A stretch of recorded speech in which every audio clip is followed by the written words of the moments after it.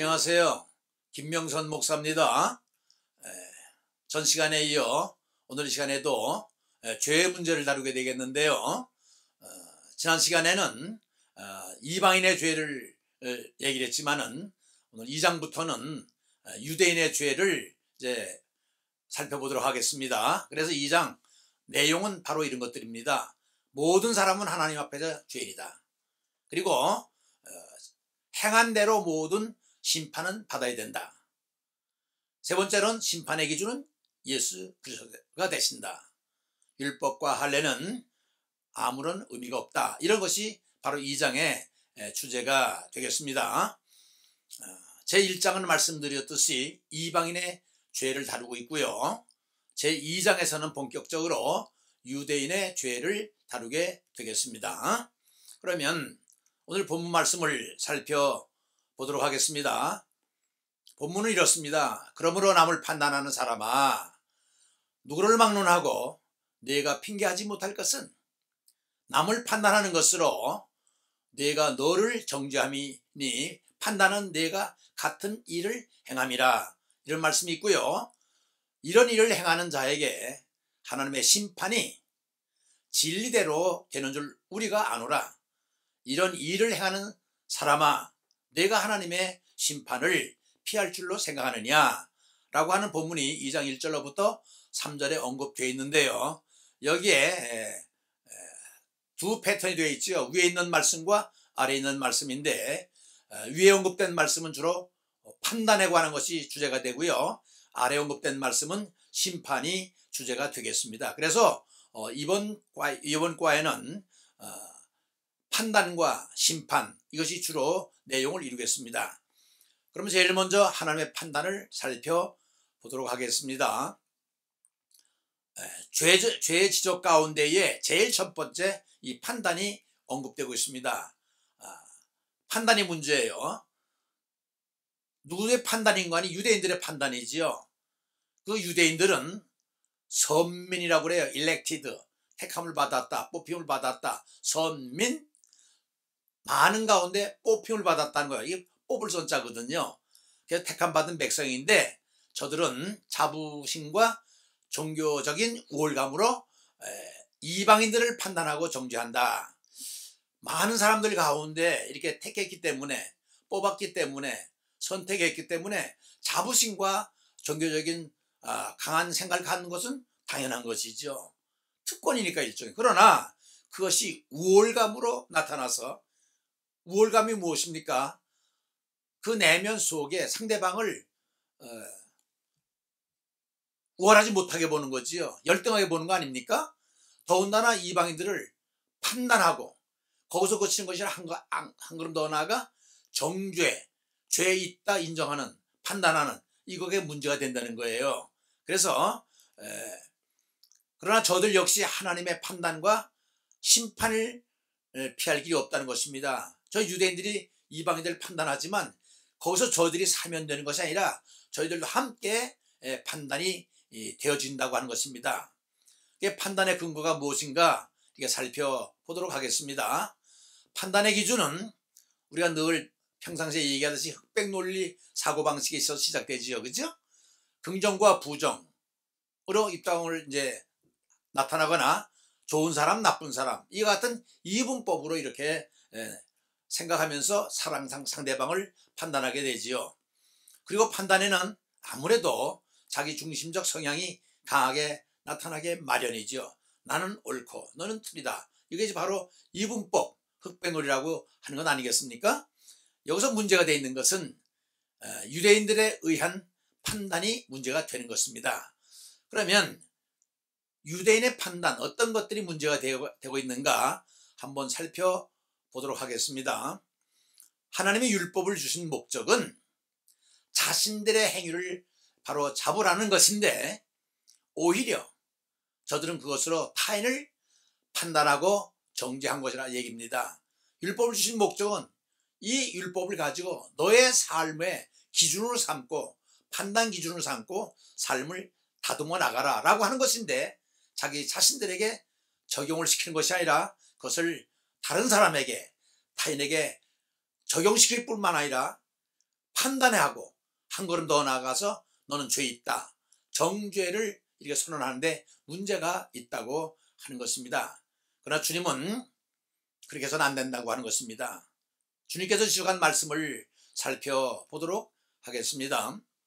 남을 판단하는 것으로 내가 같은 일을 행함이니라. 어찌하여 형제의 눈 속에 있는 티는 보고 내 속에 있는 들보는 깨닫지 못하느냐.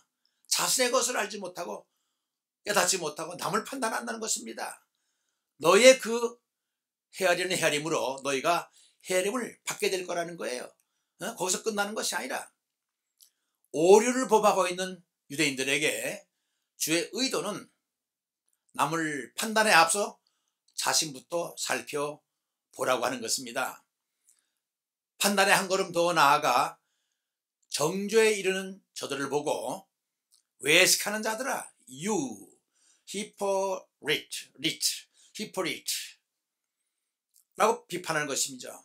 이 hypocrite라는 건 뭐냐면 hypocrite라는 얘기는 위선자, 가증된 자 이런 얘기를 하고 있습니다. hypocrites.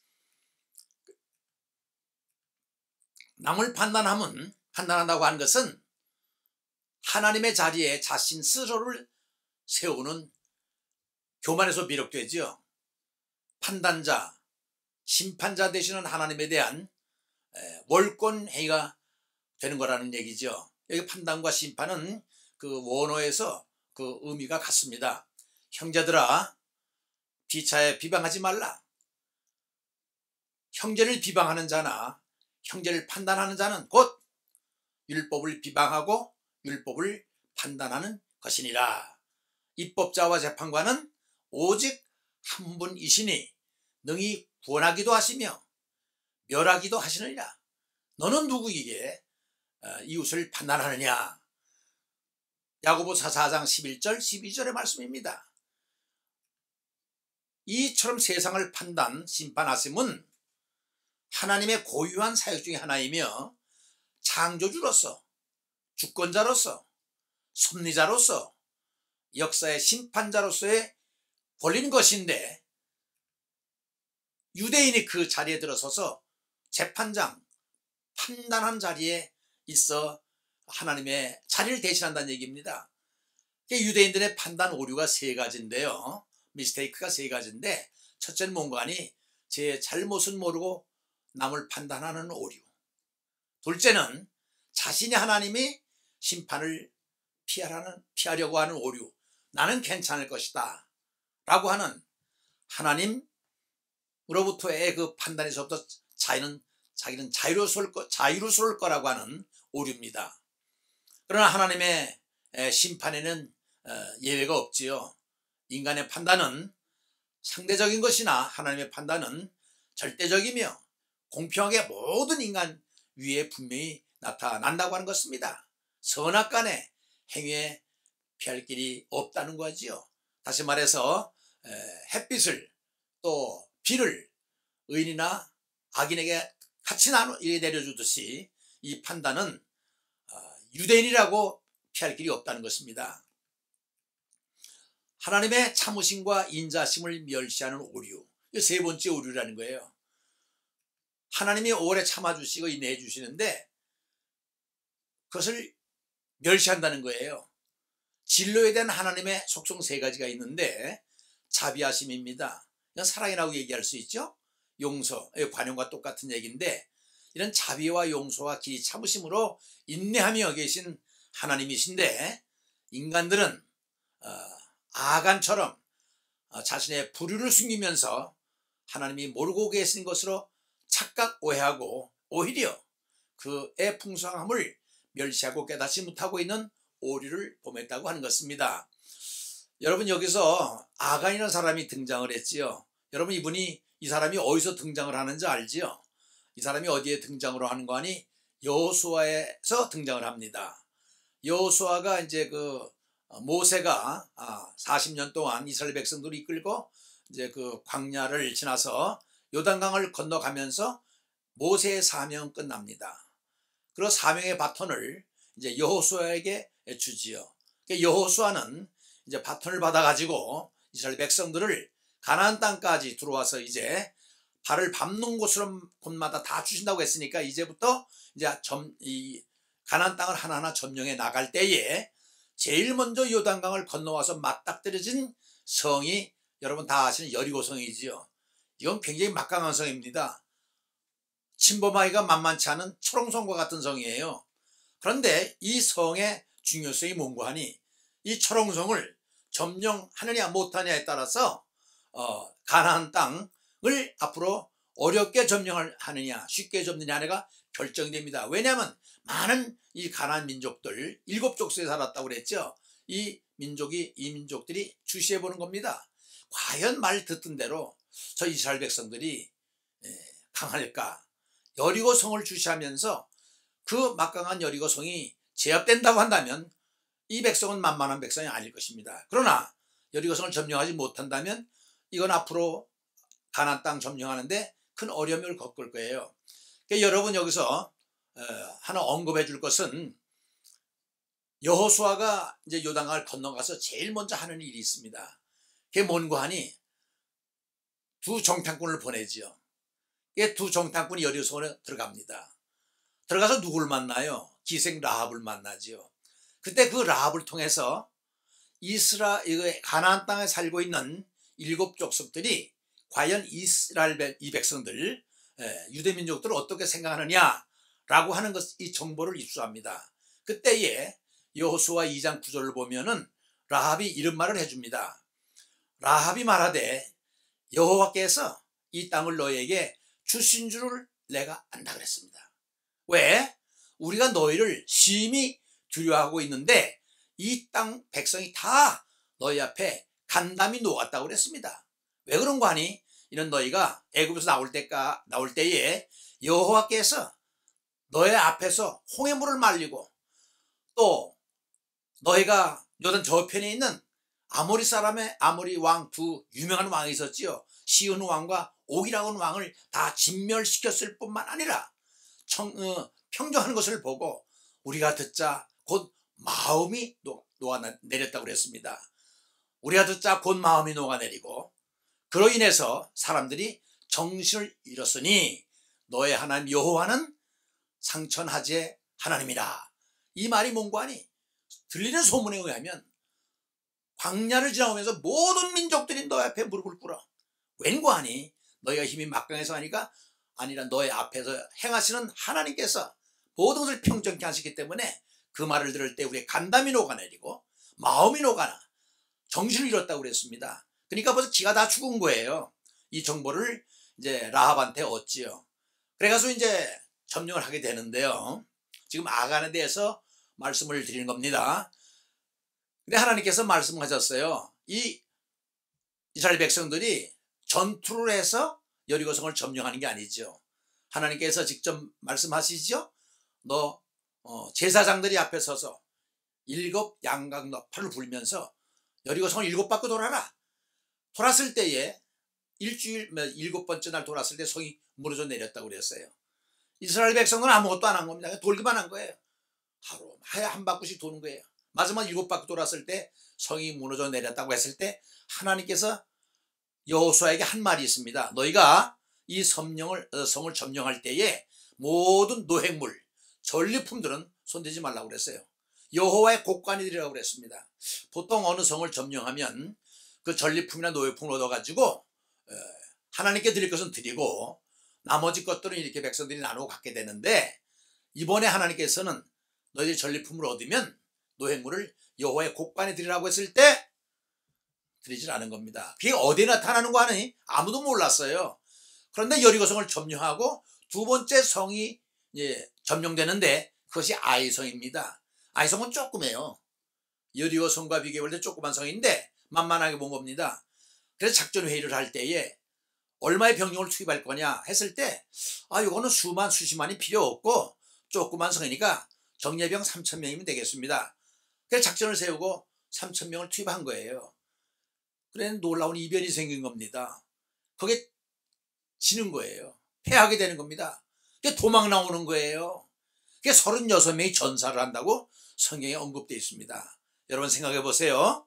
40년 동안 이 벌판을 지나오면서 패한 적이 없었거든요. 왜? 여호와가 앞장서니까.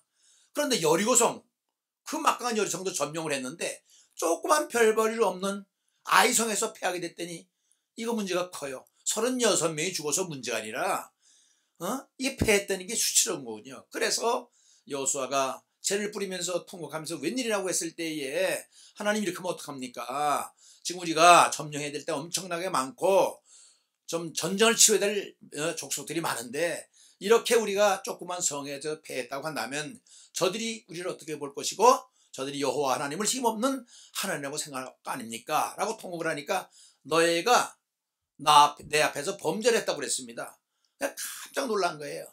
그래서 그 범죄한 자를 찾으려고 어떻게 했는고 하니 12지파를 쫙 불러 세우고선 제비를 뽑았습니다. 그런 가운데 누가 선택되는 거, 선택이 아니라 뽑힘을 받았는 거 아니 유다 지파가 거기서 뽑힘을 받은 거예요. 그 다음에 또 보니까 그 중에 세라 족속을 따로 말고 또 해보니까 삽디 족속, 세라의 아들이 삽디거든요. 삽디의 아들이 또 갈미예요. 갈미의 아들이 아간입니다.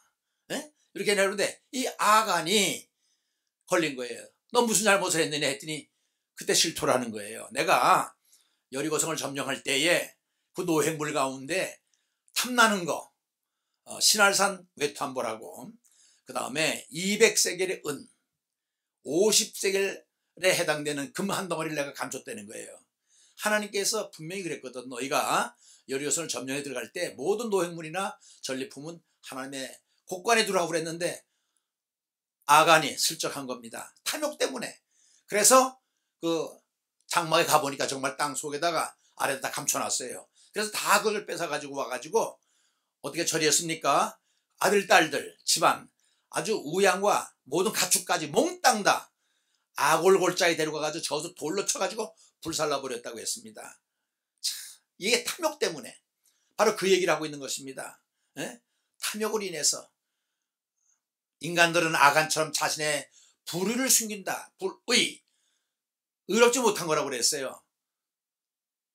하나님이 모르고 계신 것으로 착각 오해하고 오히려 그 풍성함을 멸시 깨닫지 못하고 있는 그 오류가 바로 아간 같은 행위라는 것입니다. 여러분 하나 기억해야 될 것은 이 의가 뭐냐? 구약에서는요 의가 하나님의 말씀대로 살고 그 명령을 지키는 것이 의라고 그랬어요. 신명기 6장 25절에 명령을 지켜 말씀을 지켜 그것이 의다 그랬는데 신약에서는 개념이 좀 다르지요. 로마서 10장 10절에 보면 마음으로 믿어 의에 이르고 입으로 시인하여 의에 이른다 했기 때문에 바로 믿음이 의가 되는 것입니다. 구약에는 말씀 순종이 의가 되고 신약에서는 예수 그리스도를 믿는 믿음이 의가 되는 거예요.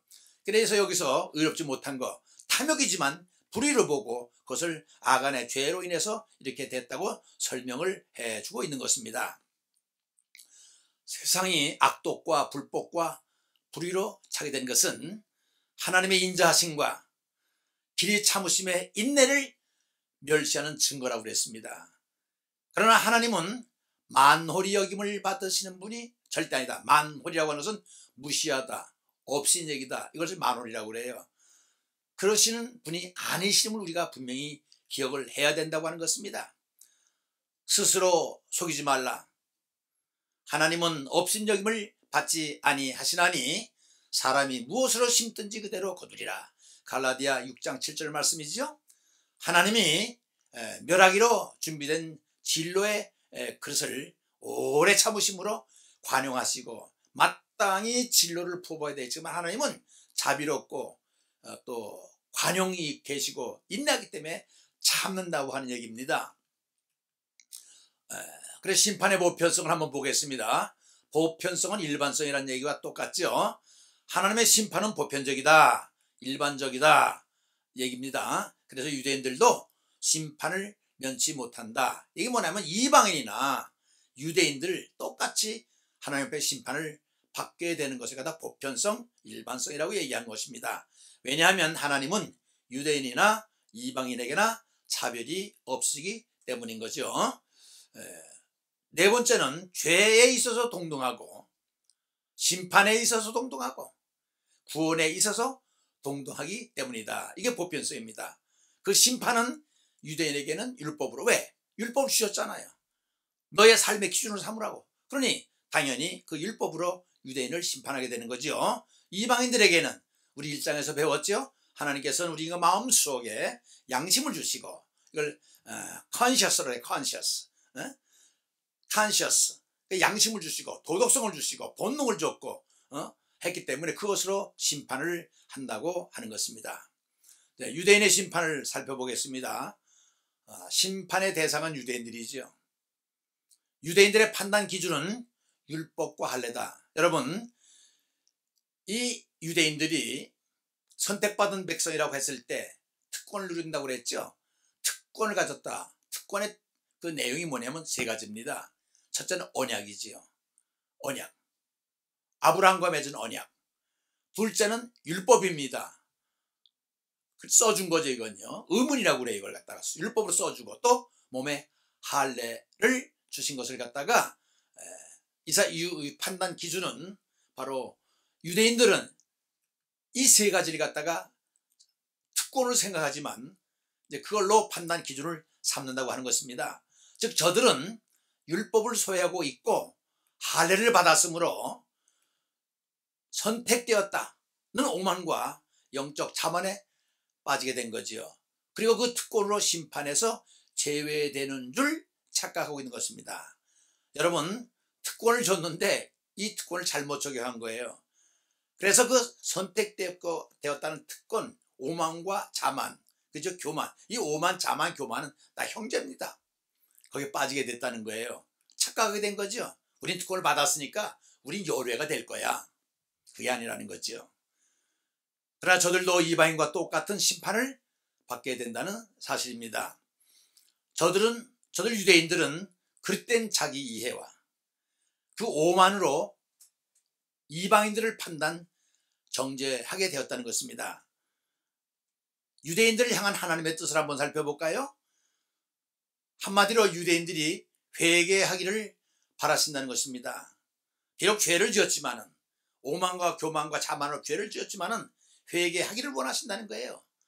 그래서 이스라엘에 대하여 인자하심, kindness, 용서하심, forgiveness, 오래 참으심, perseverance, 회개하기를 원한다는 거예요. 인자하심과 용서하심과 인내심을 가지고 회개하기를 바란다고 하는 거죠. 그러나 저들은 하나님을 거절하고 무시해 버렸다고 하는 것입니다. 여기서 잠시 하나 또 여러분 설명드릴 게 있어요. 그게 뭔가 하니, 유대인들 향한 하나님의 뜻, 유대인들은 회개하기를 바라신다. 그리고 그래서 이스라엘에게 대하여 이게 나오지요. 유대는 뭐고 이스라엘은 뭔가 헷갈리는 사람이 있다고 그래요. 그래서 한번 여러분에게 짚어드리고 싶은데요. 유대인들을 지칭하는 말이 세 가지가 있습니다. 그게 뭔가 하니, 처음에 히브리, 두 번째 유대인, 세 번째 이스라엘. 이 세 가지 용어를 써요. 히브리 민족, 유대 민족, 이스라엘 민족. 이게 어떻게 다르냐? 히브리 민족이라는 것은 아브라함과 관계가 있습니다. 유대 민족은 다윗과 관계가 있습니다. 또 이스라엘이라는 것은 야곱과 관계가 있습니다. 왜 그런 거 하니? 히브리라는 말은 강을 건너왔다 이런 뜻이거든요. 어디서 건너왔을까요? 유프라데스과 디그리스강을 건너왔죠. 그래서 강을 건너왔다 이 뜻이 히브리라는 뜻입니다. 그것이 히브리라는 의미가 강을 건너왔다. 아까 그랬잖아요.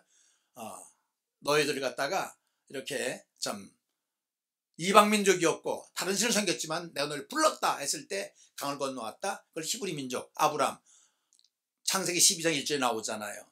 두 번째 그 유대인은 뭐냐면, 유다라고 하는 말은 원래 야곱의 12지파 가운데 네 번째 유다를 얘기하는데, 사실 그거보다는 통일 이스라엘 왕국 가운데 남쪽 유다, 임금님이 다윗이었죠. 막강하지요. 이스라엘 민족들은 프라우드하고 생각하는 사람이 두 사람이 있는데, 신앙적으로는 아브라함입니다. 그 다음에 영광, 그 다음에 그 프라우드한 민족성으로는 다윗을 꼽아요. 왜냐하면 다윗이 국토를 넓혔고 통일 왕국을 이뤘기 찬란한 문명 문화를 이뤘기 때문에. 그래서 마태복음 1장 1절에 아브라함과 다윗의 자손 이렇게 꼭 두 사람을 내보내요. 신앙적인 참 모델로서 아브라함, 그 다음에 막강한 권력을 가진 다윗. 그래서 이 다윗은 바로 다윗 계통에, 물론 이게 야곱의 12지파 가운데 다윗의 계통이죠. 세 번째 이스라엘은 누구냐면 여러분 야곱이 있죠. 야곱이라는 사람이 20년의 객지 생활하고 돌아올 때에 여러분 야복강에서 씨름을 하지요. 그래서 거기서 환도뼈가 황골이 되면서 승리하지요. 그래서 내 이름을 지금서부터 이스라엘 하라 그랬어요. 이스라엘이란 뜻은 겨누어 싸워 이겼다 이런 뜻과 하나님이 통치한다, 하나님의 승리 이런 뜻이 있습니다. 그런데 결정적으로 또 한 번 이스라엘에 대해서 언급해 주는 게 어딘가 하니 바로 그 이후에 창세기 32장에는 약복강 사건이 기록되어 있고요, 35장에는 베델 사건이 기록되어 있는데 20년 전에 자기가 정말 형의 노임을 피해서 좀 바단 아람으로 떠날 때에 그 광야에서 돌베개 베고 자면서 오르락내리락한 천사를 만나지 않습니까? 그때 하나님과 약속한 게 있죠. 거기에 엎드렸을 때 하나님이 나타나서 내 이름을 다시는 야곱이라 하지 말고 이스라엘로 하라, 여기서 기원된 겁니다. 그래서 이스라엘 백성들은 야곱과 관계가 되고, 유대라고 하는 것은 다윗과 관계가 되고, 그 다음에 히브리 사람은 아브라함과 관계된다는 것을 여러분에게 언급을 드렸습니다. 지금 다시 그러면 아까 그 말씀드린 대로 연이어서 설명을 계속하도록 하겠습니다. 그래서 인자하심이라고 하는 것은 죄인에 대한 호의를 말하며, 용서하심이라고 하는 것은 죄인을 향하신 관용, 관용이라는 것은 넓은 사랑을 얘기하고 있습니다. 그 다음에 참으심이란 형벌 집행을 자제하시는 관용이다 얘기할 수 있습니다. 말씀을 보면 여호와는 자비로우시며 의로우시며 노하기를 더디하시며 인자하심이 풍부하시도다 라고 하는 시편 103편 8절 말씀에 기초를 두고 있습니다. 유대인들의 반응을 한번 살펴보겠습니다. 특권, 아까 그랬지요. 유대인들은요 굉장히 프라우드하게 생각해요. 왜? 모든 민족 가운데 우리를 선택했다고 하는 이 프라우드. 특권을 받은 우리들은 모두 의롭기 때문에 회개할 필요가 없다. 야, 이거 참, 이 착각을 해도 오류를 보면도 엄청나게 착각과 오류를 범한 것 같아요. 특권을 받은 우리들은 하나님은 옳게 살라고 여러 가지를 주셨는데 오히려 그것을 잘못 사용하면서 우리는 특별히 택함 받은 백성이기 때문에 회개할 필요가 없다고 하는 것입니다. 우리는 심판을 안 받는다는 얘기입니다. 이거 얼마나 큰 착각입니까? 우리에게는 율법이 있어. 우리에게는 할례가 있지 않은가? 할례 여러분 다 아시죠? 서컴시즌이라고 하는데, 이거 어린아이가 태어났을 때에 8일 만에 성기 끝을 이렇게 딱 처리해가지고 피를 내는 것이 바로 선택받았다고 하는 아브라함의 자손이란 뜻으로서 하나님께서 명하신 것을 실천합니다. 이 민족들은. 그런데 율법을 받고 할례를 받고 약속을 받은 것이 큰 특권인 것은 맞지요. 다른 민족이 안 받은 것을 받으니까 특권 아니겠습니까? 그러나 그 특권을 잘못 오해하고 잘못 사용했다는 거지요. 그러므로 그리스도를 통한 하나님의 은혜 같은 것은 필요치 않다. 참 잘못, 오류를 보면도 엄청나게 잘못 범한 것 같아요. 지키라고 한 것을 지키지 않고 오히려 배척해버리는, 예수 그리스도를 보내줬지만은 참 이 민족이 이걸 배척해버린 것은 바로 이런 데 기인한 것입니다.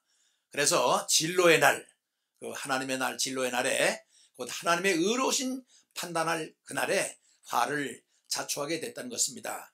그러나 죄에 대한 하나님의 진로는 항상 정당한 것이고 의로운 것이기에 하나님은 두 길을 열어놓으셨다고 하는 것입니다. 어떤 길일까요?